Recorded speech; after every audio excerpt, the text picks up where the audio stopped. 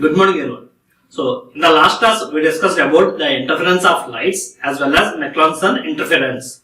So, today we are going to discuss about NPL gauges, that is NPL flatness interferometer. So, this NPL flatness interferometer, this was invented in National Physics Laboratory. National Physics Laboratory. So the name NPL stands for National Physics Laboratory. So here in this, it consists of a light source. So this interferometers. So as we know that interferometer equipments, all types of interferometers are optical instruments, works on the basis of light.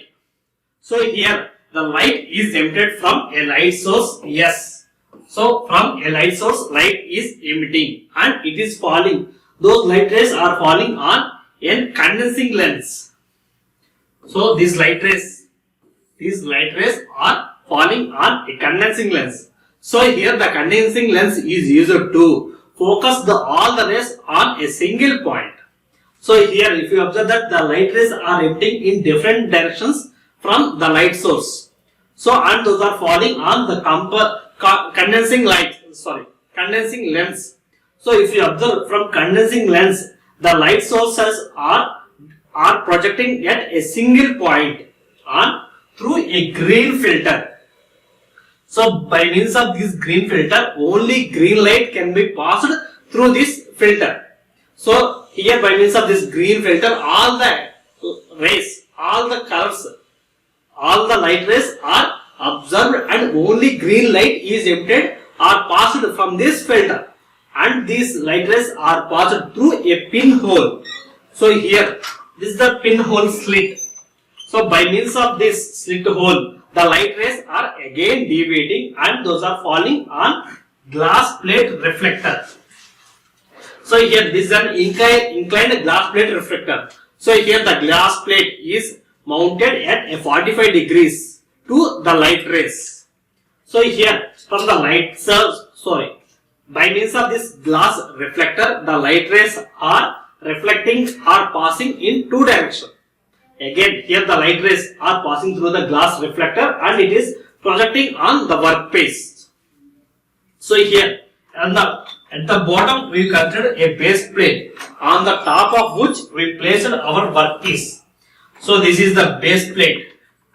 On the top of the base plate, we placed our workpiece.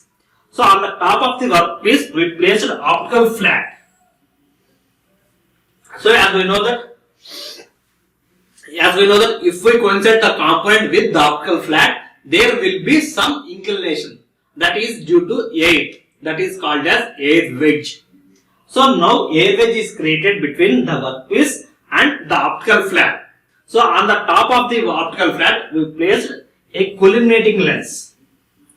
We already discussed in earlier process that the purpose of collimating lens is to convert the inclined lines into parallel beams or the parallel beams to be inclined and it should be focused on a single point.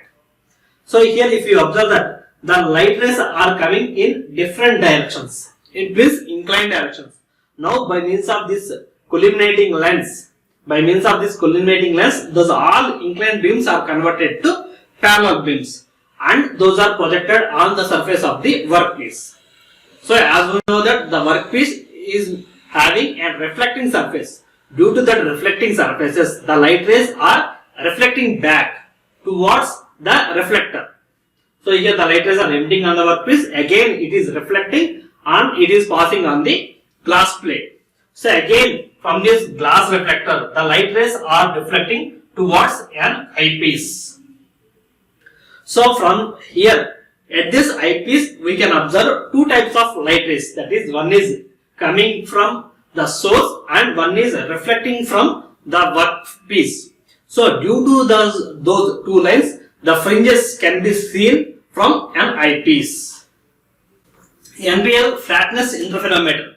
So the light from a mercury lamp. So in the earlier classes, we discussed about various types of lights.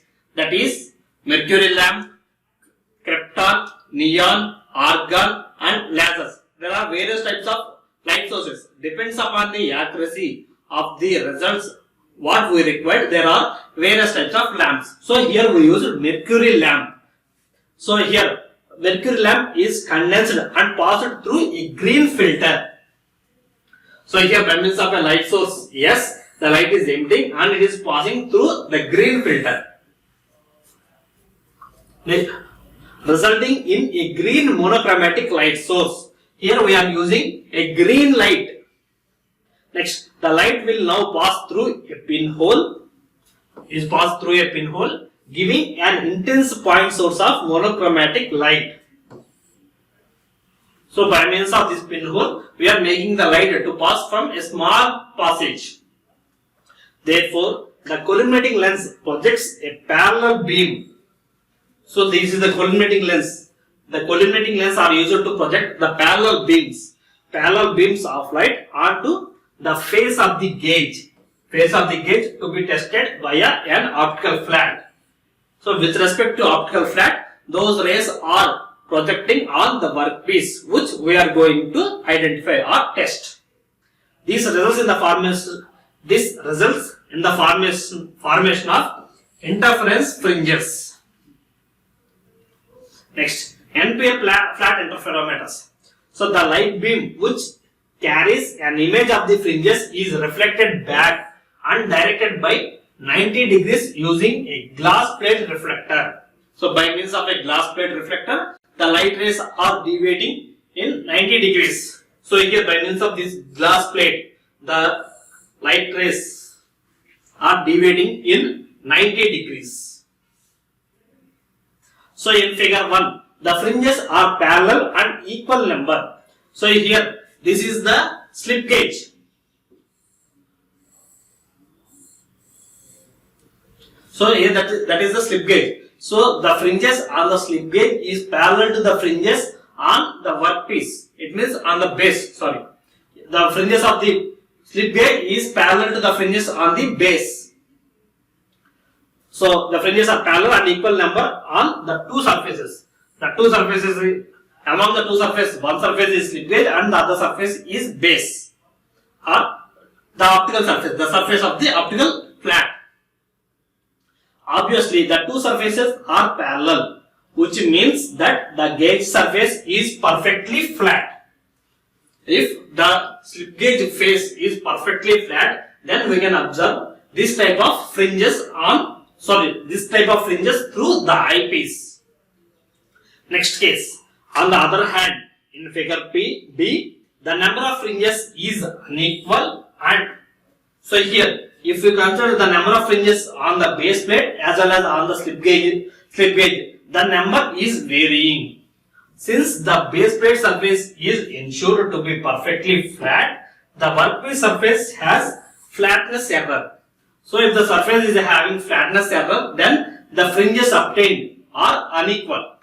So the number of fringes on the slip gauge is not equal to the number of fringes on the base plate. So in the first case, so here both the fringes are same, whereas in the second case, the number of fringes are not equal. By means of this, we can identify that this component is having flatness error, whereas this component is perfectly flat. So next, in case taper is present in some directions. So earlier it is flat. If it is taper components, then the surface of the gauge is flat, but its surface is inclined to the base. The surface of the gauge is flat, but it is making some inclination to the base surface. Then the obtained fringes will be shown in the figure 1. So like this. So if the component is having some taper, then the fringes will be obtained like this. Next case, when the gauge surface is concave or convex, then the fringe pattern is curvilinear. So if the component is concave or convex, then the obtained fringes will be shown like this, can be observed like this.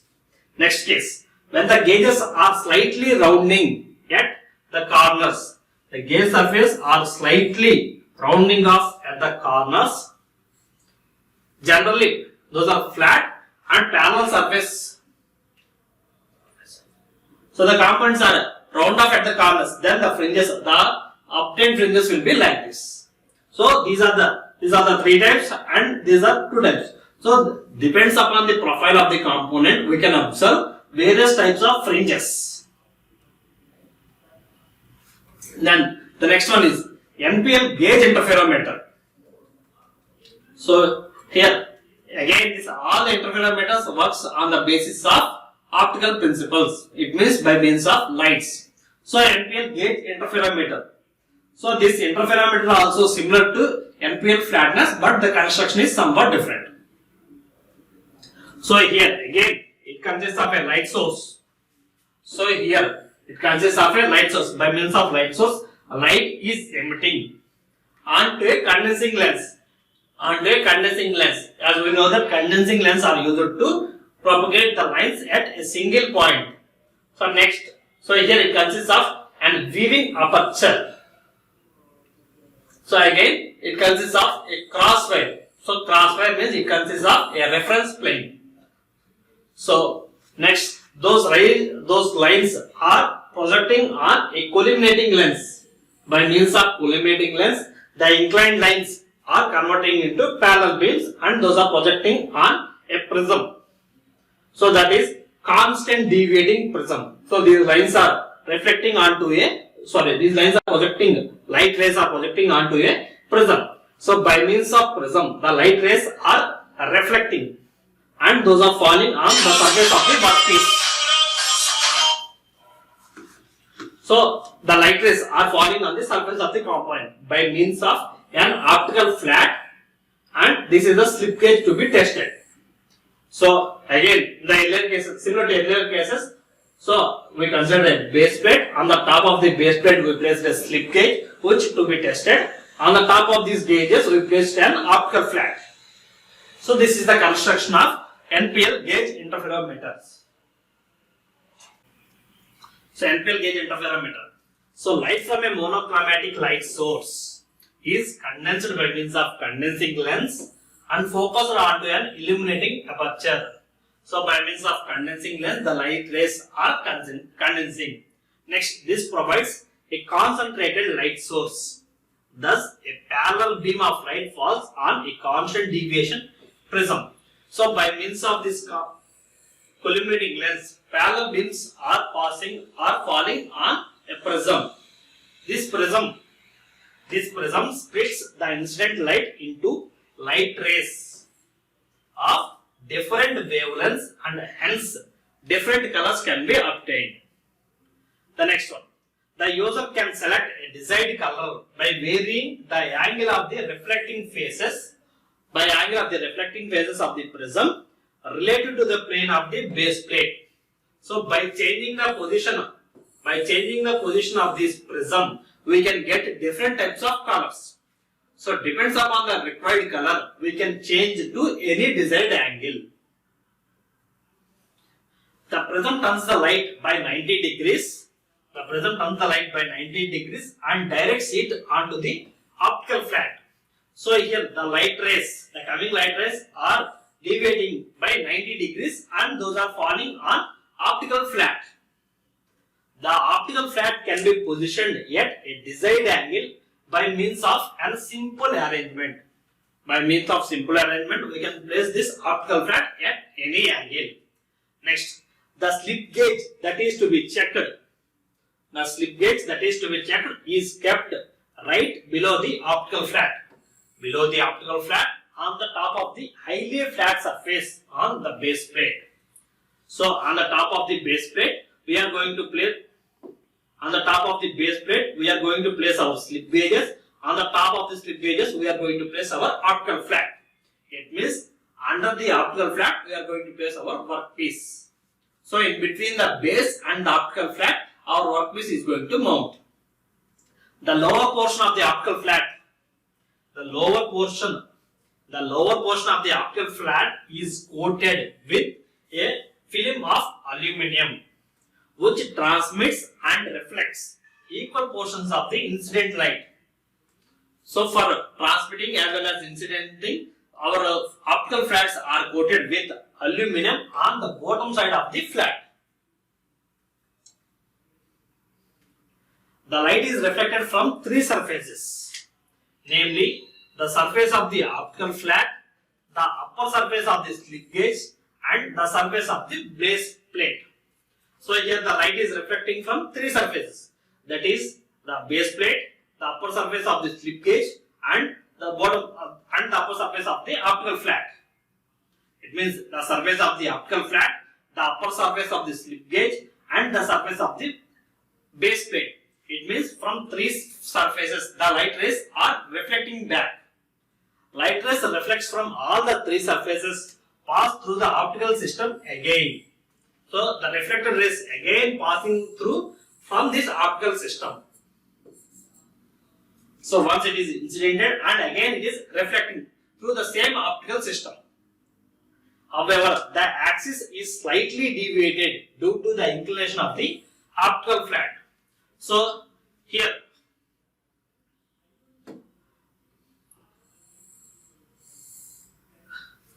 the incident angle, the incident ray path is different than the reflected light path. This is due to the inclination. Due to the inclination of the optical flat, the incident and the reflecting rays path are different, but those all are passing through the same optical setup. Inclination of the optical flat. This slightly shifted the light. Sorry. However, the axis is slightly deviated due to the inclination of the optical flat.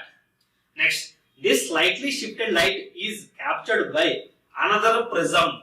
So here, if you observe that here it consists of one more prism, that is reflecting prism.